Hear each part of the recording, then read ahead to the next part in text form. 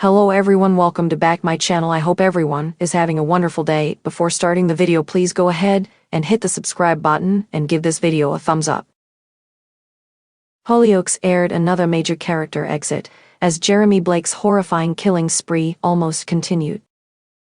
The villain committed a heinous crime last week, January 13, as he murdered Dilly Harcourt in a bid to silence her after she discovered that Sienna was responsible for the death of Ethan Williams.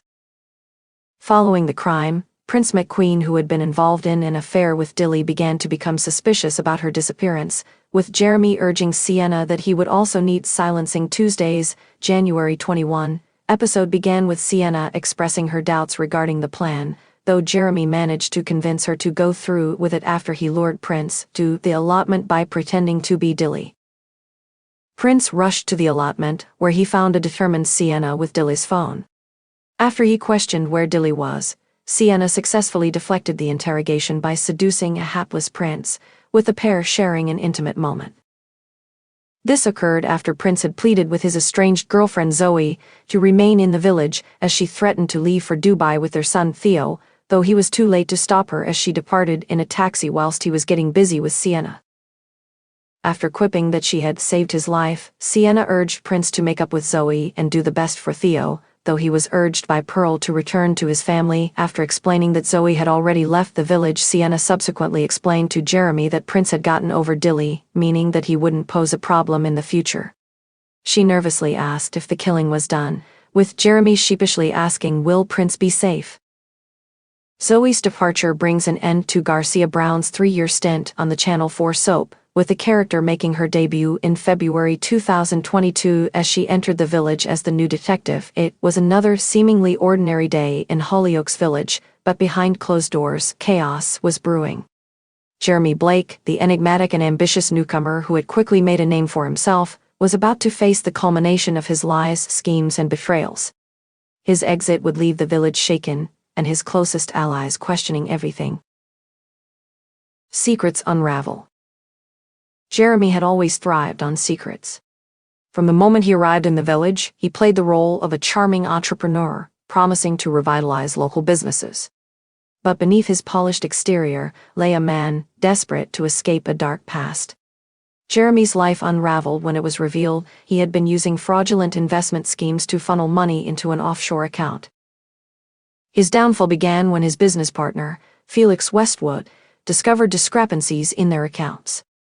Felix, who had always prided himself on being street smart, couldn't believe he'd been duped. Determined to expose Jeremy, Felix confided in Sharon Bailey, who had her own suspicions about Jeremy's true intentions. Sharon had recently taken a job at the loft as a manager, but her quiet nights there had been interrupted by overhearing shady conversations between Jeremy and mysterious callers. Armed with Felix's evidence, Sharon confronted Jeremy in front of several shocked villagers at the pub. "Care to explain why you've been siphoning money from your so-called community investment fund?" Sharon's voice carried across the dog in the pond, where villagers gathered, frozen in stunned silence. Jeremy's face went pale. For a moment he seemed caught off guard, but he quickly slipped back into his usual charm. "Sharon, this is a misunderstanding. Felix is clearly mistaken. I would never betray the village like that." But Felix wasn't having it. "Save it, Jeremy, I've got the proof. Bank transfers, fake accounts, the lot." The betrayal. One by one, Jeremy's supporters turned on him. Goldie McQueen, who had briefly flirted with Jeremy during his first weeks in the village, was devastated to learn he'd used her to gain access to local networks. Even Maxine Miniver, who had vouched for Jeremy's character to her friends, felt humiliated. The loudest reaction, however, came from Mercedes McQueen. Having been burned by scammers in the past, she didn't hold back. "You slimy little liar, you had us all eating out of the palm of your hand while you stole from right under our noses." Jeremy knew he was losing control of the situation. The walls were closing in, and he had only one option left: to run. A desperate escape. Later that night, Jeremy returned to his flat, where he hastily packed a bag with cash, forged documents, and a burner phone. He had always known this day might come, but he hadn't expected it so soon. However, Jeremy wasn't alone. Robbie Roscoe, who had been keeping tabs on Jeremy since he'd crossed paths with his younger brother Jason, was waiting in the shadows. Robbie had a score to settle after learning Jeremy had sabotaged Jason's construction project by bribing inspectors to issue fake citations. "I knew you were dodgy from the start," Robbie said, stepping out of the darkness. "You didn't think you'd get away with this, did you?" Jeremy sighed, his patience wearing thin. "Look, Robbie, this isn't your fight. Walk away, and I'll forget we ever crossed paths." But Robbie wasn't about to let Jeremy off the hook. "Not a chance. You've messed with too many people, and now you're gonna pay." The two men squared off, their voices escalating. Robbie managed to grab Jeremy's bag, but Jeremy wasn't going down without a fight. In the scuffle, the bag spilled open, revealing stacks of cash and passports under various aliases. A high-stakes chase. Word quickly spread about Jeremy's attempted escape, and soon half the village seemed to be on the hunt. Felix and Sharon teamed up with Warren Fox to track him down. Warren, who had no love for scammers, was especially determined to make Jeremy pay. "Where do you think he's headed?" Sharon asked, breathless as they raced through the village. "If I were him," Warren said, his jaw clenched, "I'd be making a break for the train station or heading out of town on foot." Meanwhile, Jeremy had managed to shake Robbie off and made his way to a waiting car parked near the edge of the village. His accomplice, a mysterious woman named Vanessa, had been his partner in crime for years. She was the one who had helped him set up the offshore accounts and plan his schemes. "Drive," Jeremy shouted as he jumped into the car.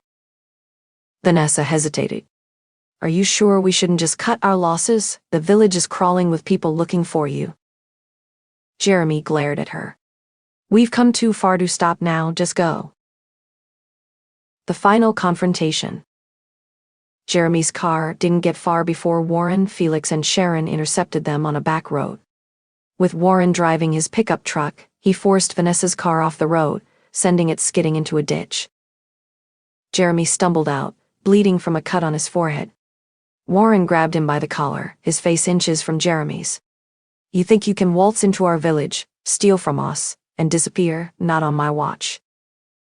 Jeremy tried to maintain his composure, but the realization that his escape plan had failed hit him hard. "You don't understand. I didn't have a choice. I had debts to pay. People were threatening me."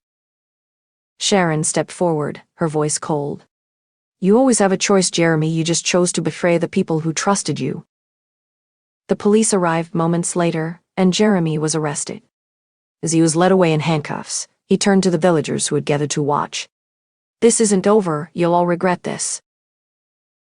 The aftermath. With Jeremy gone, the village began to pick up the pieces.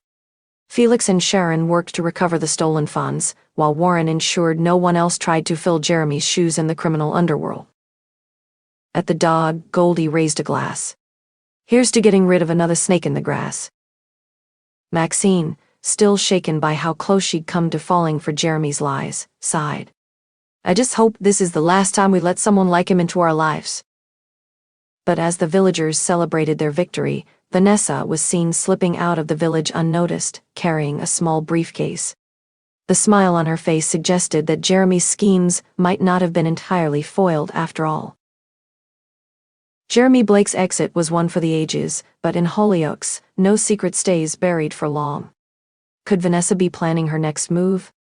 And will Jeremy find a way to wreak havoc from behind bars? Thanks for watching this video, and please subscribe our Hollyoaks Update YouTube channel for more update news.